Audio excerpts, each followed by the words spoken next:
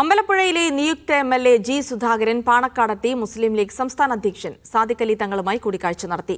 തെരഞ്ഞെടുപ്പിൽ മുസ്ലിം ലീഗ് നൽകിയ പിന്തുണയ്ക്ക് നന്ദി അറിയിക്കാനാണ് എത്തിയതെന്ന് ജി സുധാകരൻ പറഞ്ഞു.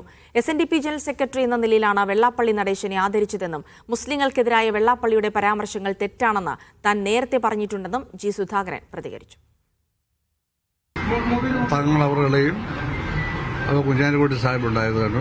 പിന്നെ എൻ്റെ സുഹൃത്തുകൂടിയായ ഷംസുദ്ദീൻ MLA ഉണ്ടായിരുന്നു.